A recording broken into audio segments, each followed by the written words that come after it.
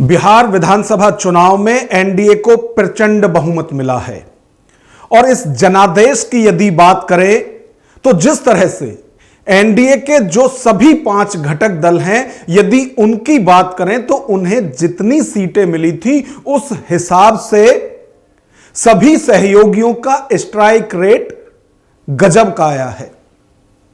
यदि बीजेपी की बात करें तो वो 101 सीटों पर चुनाव लड़ी थी और 89 सीट जीत कर आई है।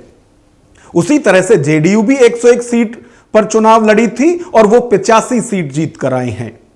चिराग पासवान 29 सीट पर चुनाव लड़े, 19 सीट जीत कर आए। उसी तरह से उपेंद्र कुशवाहा 6 में से 4 सीट जीते हैं और जीतन राम मांझी 6 में से 5 सीट जीते हैं। यानी कि एनडीए को प्रचंड बहुमत मिला है। वहीं दूसरी तरफ यदि बात करें तो महागठबंधन जिस तरह से जनादेश उनके लिए आया है वो उन्हें मंथन करने की चेतावनी जनता दे रही है। तो जो बिहार का जनादेश आया है और जैसी हार महागठबंधन को मिली है, निश्चित तौर पर वो मंथन करेंगे। लेकिन बिहार के नतीजों पर आज हम भी विश्लेषण करेंगे और विश्लेषण में इस पर चर्चा करेंगे कि आखिर इतनी करारी शिकस्त महागठबंधन को क्यों मिली, जबकि महागठबंधन के नेताओं की तरफ से लगातार वोट चोरी का मुद्दा हर जगह उठाया गया था। नमस्कार, मैं हूं नगेंद्र भाटी। बिहार विधानसभा चुनाव के नतीजे आ चुके हैं और वो किसी के लिए चौंकाने वाले हो सकते हैं, लेकिन एनडीए के नेताओं की तरफ से लगातार इसी तरह के दावे किए जा रहे थे कि इस बार एनडीए को प्रचंड बहुमत बिहार में मिलेगा और जब परिणाम आए तो वैसा हुआ भी। लेकिन महागठबंधन की तरफ से लगातार जिस तरह के दावे किए जा रहे थे वैसा कुछ भी नहीं हुआ। यहां तक कि मुख्यमंत्री के दावेदार तेजस्वी यादव शाम होते होते जीत गए, लेकिन डिप्टी सीएम के दावेदार मुकेश सहनी अपनी सीट भी नहीं बचा पाए। वहीं यदि मुकेश सहनी की बात करें तो यही मुकेश सहनी और इनकी पार्टी 2020 का चुनाव एनडीए के साथ लड़ी थी और उस वक्त 11 सीटों पर चुनाव लड़कर 4 सीट जीत भी हासिल की थी। लेकिन इस बार बिल्कुल जीरो, यानी कुछ उन्हें हासिल नहीं हुआ महागठबंधन के साथ जाकर। उसी तरह से यदि महागठबंधन के घटक दलों की बात करें तो जो आरजेडी 2020 के चुनाव में सबसे बड़ा दल थी, यानी 75 विधायक उस वक्त आए थे, लेकिन इस बार महज 25 तक ही आंकड़ा सिमट गया है। कांग्रेस भी 6 तक ही सिमट कर रह गई। तो जिस तरह का जनादेश आया है उस पर लगातार चर्चा हो रही है। सबसे पहले बात करते हैं, प्रचंड बहुमत एनडीए को मिला है और जिस तरह से मोदी और नीतीश की अगुवाई में चुनाव लड़ा जा रहा था, तो सबसे पहले हम पीएम मोदी को सुनते हैं कि इस बड़ी जीत के बाद वो क्या कह रहे हैं। साथियों, मैंने पहले भी इसी मंच से कांग्रेस के सहयोगियों को चेताया था। मैंने कहा था कि कांग्रेस एक लायबिलिटी है। कांग्रेस एक ऐसी परजीवी है जो अपने सहयोगियों के वोट बैंक को निगलकर अपनी वापसी करना चाहती है। इसलिए कांग्रेस से सावधान रहने की जरूरत उसके सहयोगियों को भी है।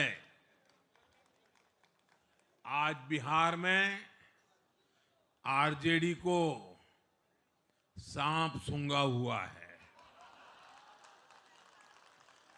और जैसे मैंने बिहार चुनाव के समय कहा था, बहुत जल्द दोनों का झगड़ा अब खुलकर सामने आने वाला है। पीएम मोदी महागठबंधन या इंडिया अलायंस के जो घटक दल हैं उनको चेता रहे हैं कि कांग्रेस ऐसा परजीवी है जो अपने सहयोगियों की वोट बैंक को निगल कर खुद आगे बढ़ना चाहती है। तो वो इंडिया अलायंस के घटक दलों को चेतावनी दे रहे हैं कि वो पहले ही संभल जाए। वहीं दूसरी तरफ यदि महागठबंधन के नेताओं की बात की जाए तो शिवसेना उद्धव ठाकरे के नेता हैं आदित्य ठाकरे।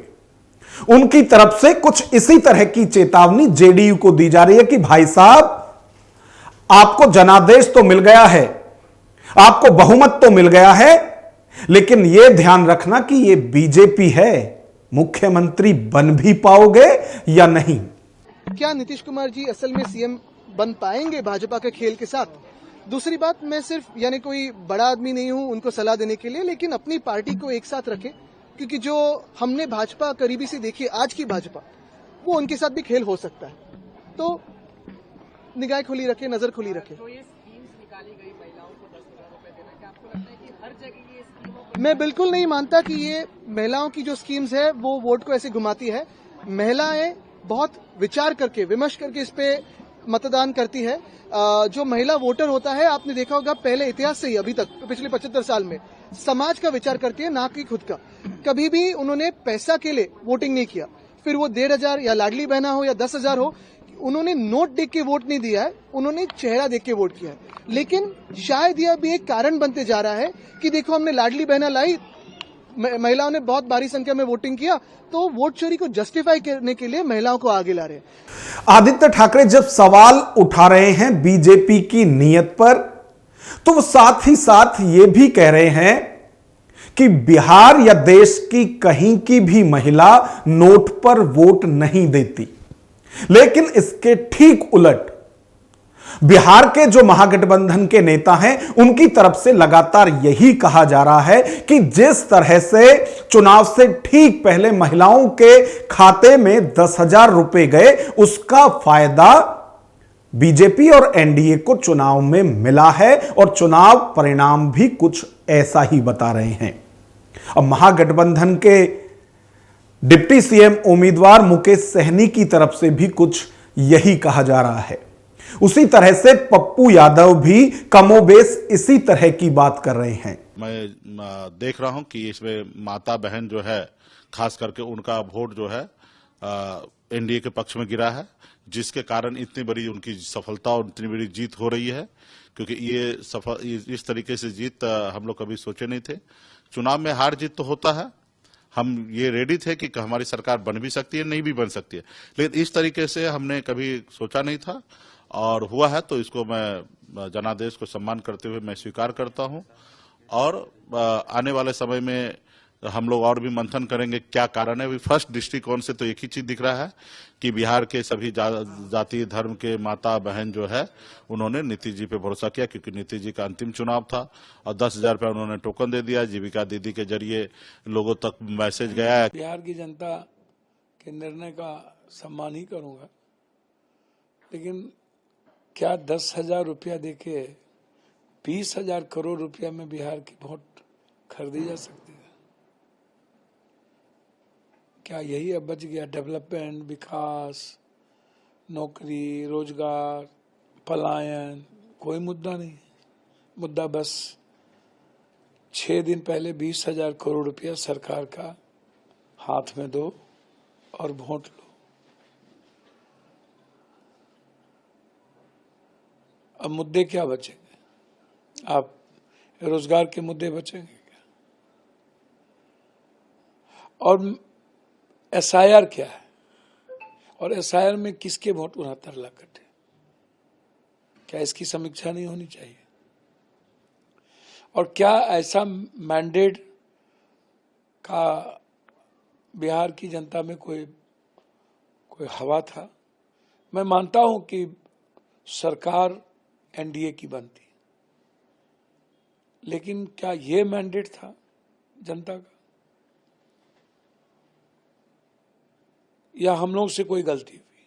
असम के मुख्यमंत्री हैं हिमंत विश्व शर्मा। वो जब भी बोलते हैं तो उनका हर भाषण, उनका हर बयान वायरल हो जाता है। वो अब बिहार परिणाम के बाद भी कुछ ऐसा ही कह रहे हैं।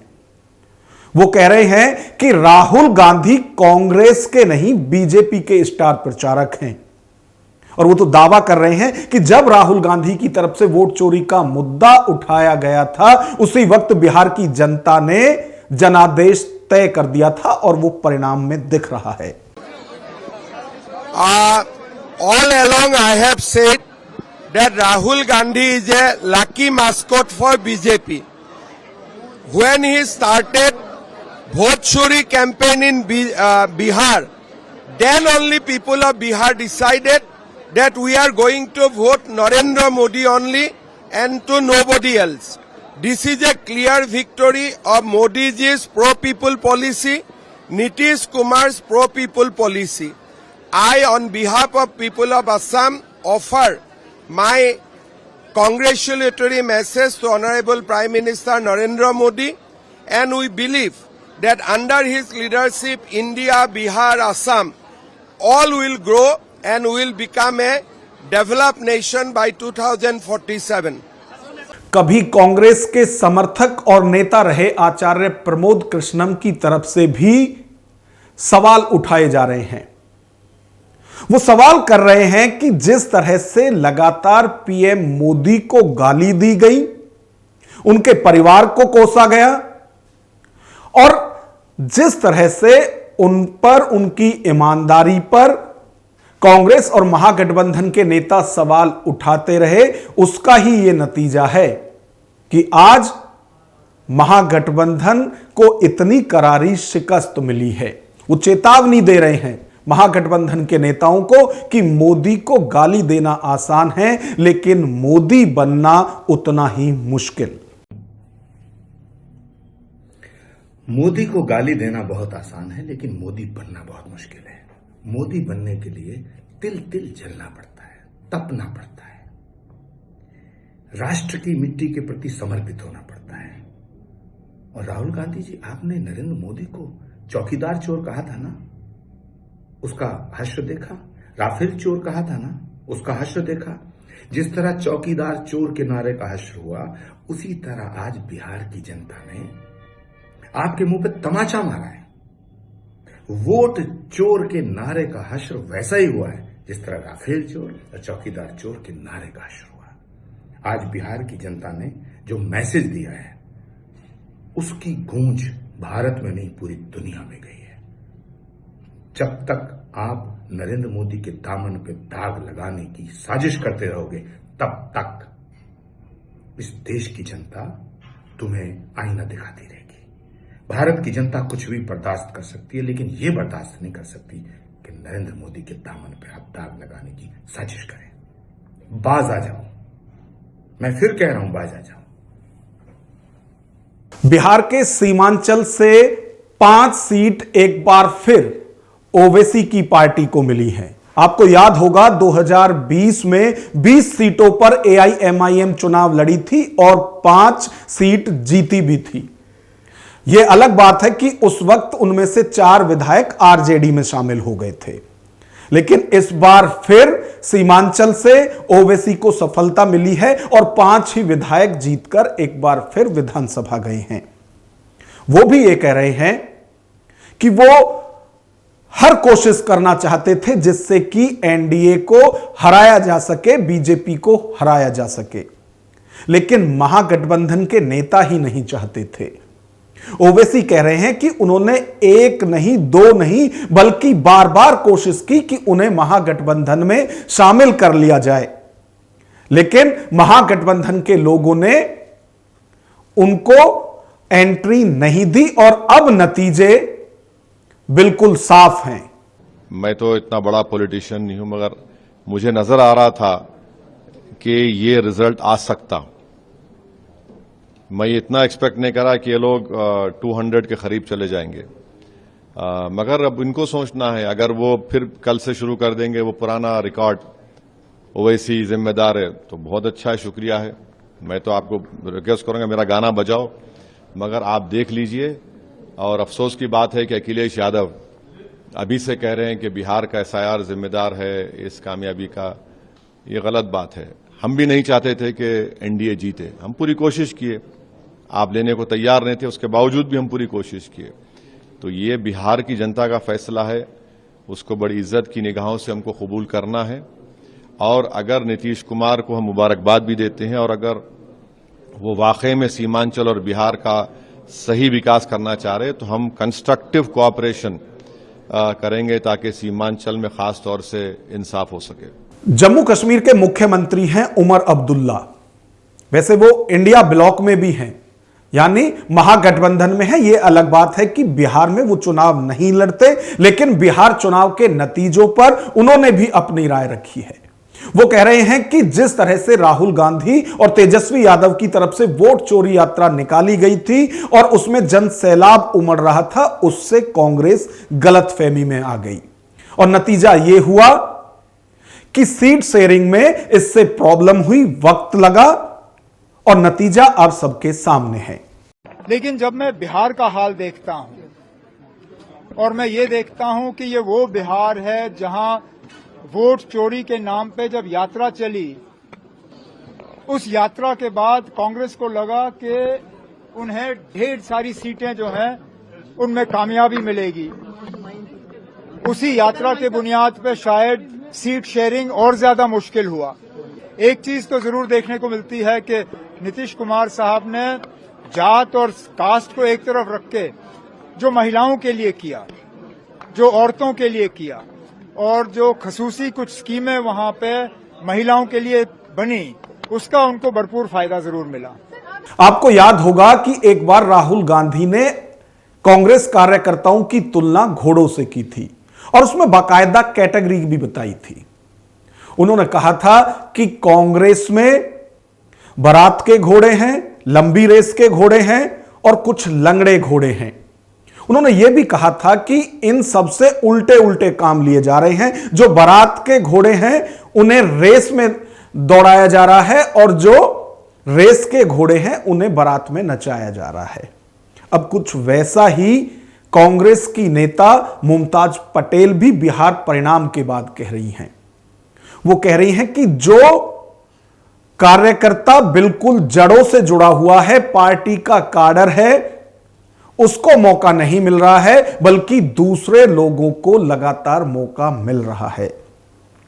सवाल वो भी करती हैं कि जो नतीजे बिहार में आए हैं वो वोट चोरी का ही नतीजा है, लेकिन वो ये भी नसीहत दे रही हैं अपनी पार्टी और पूरे गठबंधन को कि जब हार जाए तो शोर मचाएं वोट चोरी का, लेकिन जब जीत जाए तो चुप हो जाए, ऐसा नहीं चलेगा। और यदि वोट चोरी का मुद्दा उठाना है तो इसके लिए पूरे महागठबंधन को, पूरे विपक्षियों को चुनाव का ही बहिष्कार करना होगा।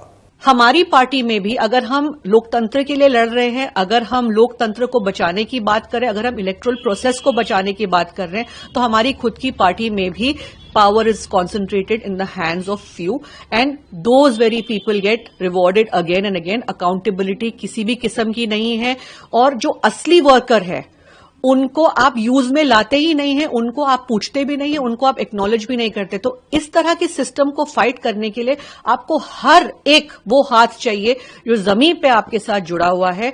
और ये भी मैं कहना चाहूंगी कि अगर इलेक्टोरल प्रोसेस करप्टेड है तो या तो पूरी ऑपोजिशन साथ आ जाइए और बोलिए हम इलेक्शन बॉयकॉट करेंगे, फिर तो आप जीत भी नहीं एक्सेप्ट करिए। टुडे पब्लिक को अगर आपको दिखाना है कि आप साथ में हैं और ये प्रोसेस में गड़बड़ चल रही है और मैनिपुलेट हो रहा है, बॉयकॉट इलेक्शंस ऑल टुगेदर। ना रहेगा ऑपोजिशन। लोगों को भी आज जनता चाहती है कि एक स्ट्रांग विपक्ष हो, ऑप्शन ही ना दीजिए ना विपक्ष, क्योंकि अगर इन लोगों ने इलेक्शन, भाजपा ने बार बार जीतना है तो जीतने दीजिए उनको, बोलिए इलेक्शन ही ना हो, आप ही पावर में रहिए, तब देखते हैं जनता क्या करेगी। बिहार विधानसभा चुनाव के जिस तरह के नतीजे आए हैं उससे एनडीए और एनडीए के सभी घटक दल खुश हैं, जो कि स्वाभाविक है। जब सत्ता बनती है, जब सत्ता तक पहुंचते हैं तो उसका अनुभव कुछ ऐसा ही होता है जैसा एनडीए के नेता इन दिनों उनकी पूरी बॉडी लैंग्वेज दिखाई दे रही है। और सफलता किसी को बुरी नहीं लगती। लेकिन दूसरी तरफ यदि महागठबंधन के नेताओं की बात करें तो उनकी तरफ से लगातार वही सवाल उठाया जा रहा है कि यह सब वोट चोरी के चलते हुआ है, चुनाव आयोग और एनडीए के नेताओं की मिलीभगत है। लगातार इसी तरह के बयान महागठबंधन के नेताओं की तरफ से आ रहे हैं। लेकिन इस सब के बीच न सिर्फ कांग्रेस को बल्कि महागठबंधन के सभी घटक दलों को इस हार का मंथन भी करना चाहिए, और मंथन ही नहीं बल्कि महामंथन करना चाहिए। क्योंकि सबसे बड़ा कारण यही है जो सीट शेयरिंग में टाइम लगा। चुनाव की घोषणा होते ही एनडीए की तरफ से सीट बंटवारा कर दिया गया था। हालांकि वहां भी हो हल्ला जरूर हुआ था, लेकिन समय रहते हुए सबको मना लिया गया था।